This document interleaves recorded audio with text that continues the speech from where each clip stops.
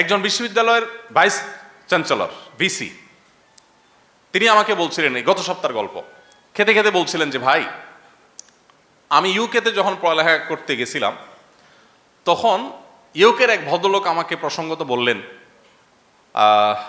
যে আমি আজকে অনেক হ্যাপি, জানো, অনেক খুশি আজকে। তো আমি বললাম, ভালো, তুমি খুশি, অনেক ভালো কথা। তো কেন, কি কারণে খুশি আজকে? তো বললেন যে আমি আজকে অনেক খুশি এজন্য যে হ্যাপি এজন্য যে আমার ছেলে তার বিয়েতে আমাকে দাওয়াত করেছে, ছেলের বিয়ের দাওয়াত পেয়েছে, আমি অনেক হ্যাপি। জানো, আমার আরো কয়েকটা ছেলে মেয়ে আছে, এরা একটা আমাকে দাওয়াত দেয় নাই, এই ছেলেটা আমাকে বিয়েতে দাওয়াত দিয়েছে। আমি শুনে তো হয়ে গেলাম। আমি বললাম, রিয়েলি? বল, হ্যাঁ, আমার চোখের সামনে ঘটা, আমার সাথে ঘটা ঘটনা, মানে আমাদের সাথে ঘটে যাওয়া ঘটনা। তিনি বললেন যে এই ভদ্রলোক তার চোখে মুখে এত খুশি যে ছেলে বিয়ে করছে, সেখানে দাওয়াত দিয়েছে বাবাকে, বাবা অনেক খুশি। আমি বলছি না যে তাদের সব ফ্যামিলিতে এরকম চিত্র, কিন্তু এটা তাদের সমাজে কমন চিত্র, এতে কোনো সন্দেহ নেই।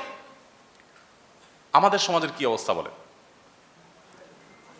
যত অবৈধ রিলেশন হোক, যত হারাম সম্পর্ক করুক, যত নোংরামি করুক, বেশিরভাগ ছেলে বলবে, না, আমার আব্বা আম্মাকে নারাজ করা যাবে না, আব্বা আম্মা রাজি না। প্রয়োজনে হুজুরের কাছে তাবিজ দিবে, হুজুর কিভাবে বাপ মারে বাবা করা যায়।